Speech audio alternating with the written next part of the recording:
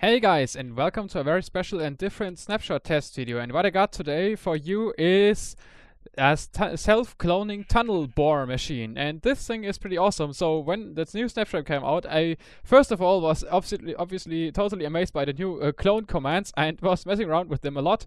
And after 3 minutes I had my first self-cloning machine, which managed to clone itself until it was roughly 50 kilometers long and caused quite some lag on the server. And well, I had a lot of trouble till I finally managed to break that thing, because it was cloning itself very quickly. But that's gonna be in the outtakes. Over here I'm gonna show you something way more refined, and that is this machine here.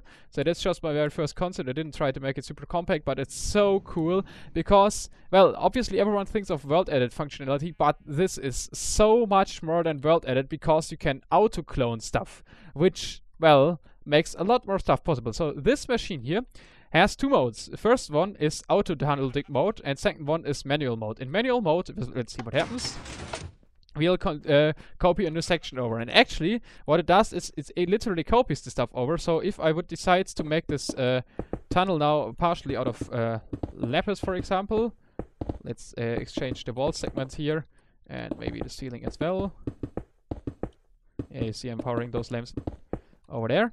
Then, well, we would have an alternating pattern out of 4 of these new stones and the 3 lapis blocks. But this is just a manual override, because normally it actually checks whether there's a stone block right here in the middle. And if there's a stone block right in the middle, well, that thing here will actually usually... there we go. Dig a tunnel until there's air again. So let's see. I intentionally didn't make it super fast, but here you can see it dug itself a little further. And let's see. So if there's air block, we have to manually trigger this. Actually, we don't really need this button here. We only need this one here. This is always going to manually override. And now it's digging a tunnel here. And you probably can also make this quicker until there is no air block right in this position here. So this is pretty cool. And now I wanted to show you how this actually works. So obviously this has so many options. It's super easy to make this whole section larger or smaller so that it digs your bigger or smaller tunnel. And obviously, since it's copying the tunnel shape, you can dig whatever kind of shape you want. But the machine itself is actually, well, it's rather tricky. So let me just dig this here a little bit free so that I can show you properly how it's been made. And for that I could also use the fill command, I know, but I'm just gonna use a macro here that's the simpler way in this case. So, and fix the wall over here. So what we have is, first of all, well, this button here triggers that. Okay, so the whole machine starts over here at this corner. We got this command block here, which clones the whole section just 6 blocks forward. So you can see actually 7 blocks forward, because this is 7 blocks long, so we need to copy it 7 blocks forward. And well, the positions are relative, so it clones from the command block itself to -4, 7, 6 blocks over. That's the whole section of this machine here. And then we need to, since it's going relative from the command block and not from the section, we need to shift it so that in order so that it aligns perfectly. Well, that's just a matter of try and error pretty much, and eventually you will get used to it and know what's happening. So the problem now is, well, if we trigger this command block here with any redstone component that's inside the machine, so anything which gives it redstone power, and clones it, well, what happens if this section is getting cloned?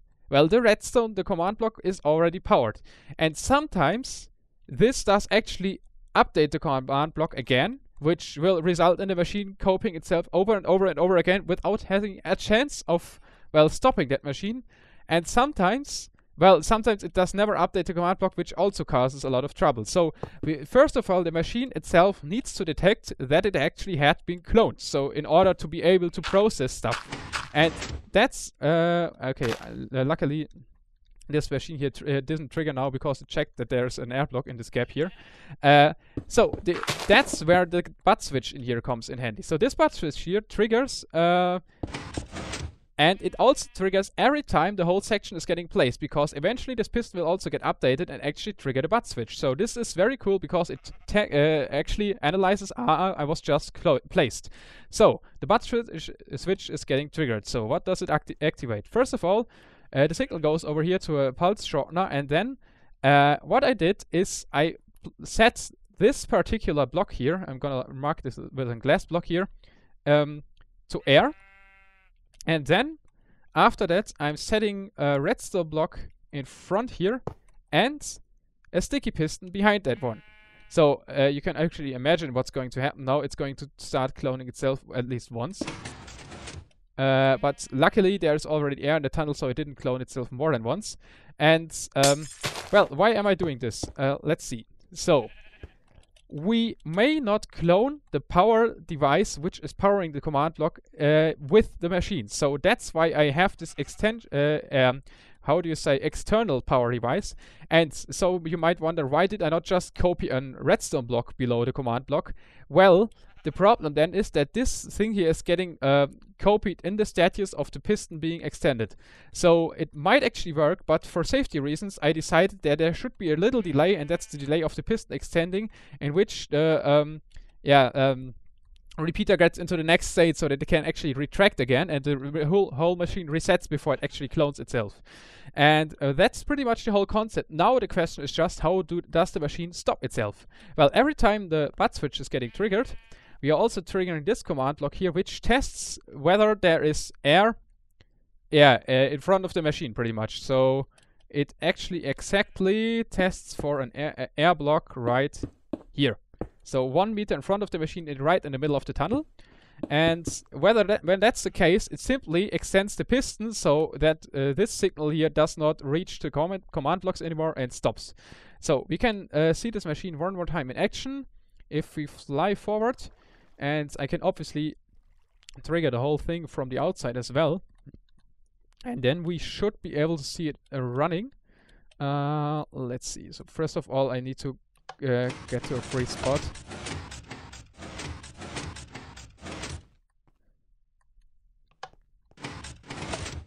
So we are soon reaching a solid mountain over there. Okay, and with the next button press, it should start cloning itself. So we might be able to see it from below here. I hope so, at least. So you can see the butt switches triggering every time, and those mountains are actually pretty short over here. I once had it running through a really long mountain, but that's further down. I'm using amplified terrain here, so this gives you a better impression about what's possible. And well, that's it, the machine. It's pretty cool. I could also obviously not enable the safety feature, and then it would always clone itself over and over again. But that is in most cases rather inconvenient, because it's very hard to stop this machine, especially if you make the times a little quicker, so that it's well, it eventually will just run to infinity. Yeah, but this is a pretty simple setup, and there we got a small lag spike from the terrain generation, and you can actually get this world download in the description if you want to, and try it out for yourself.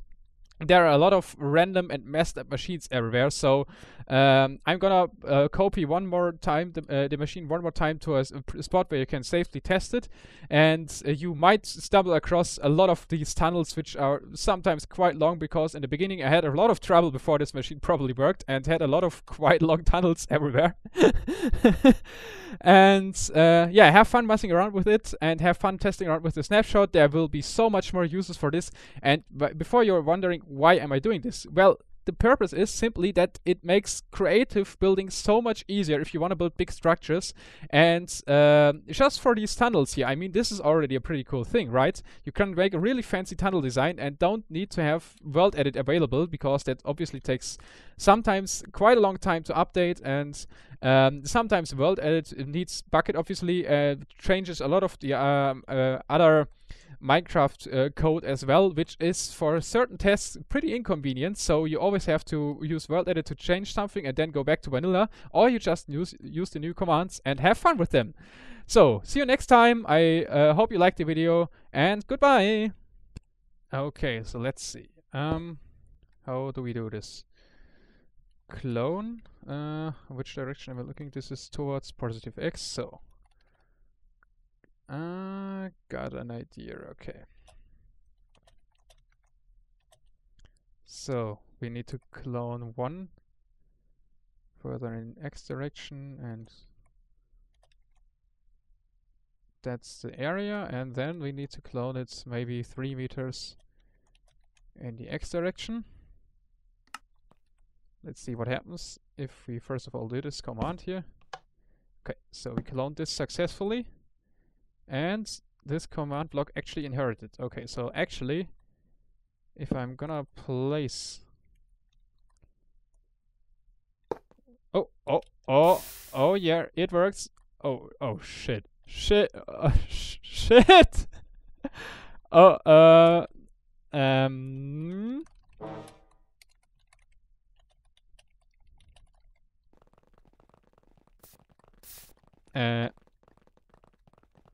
How do I stop this thing now? Oh.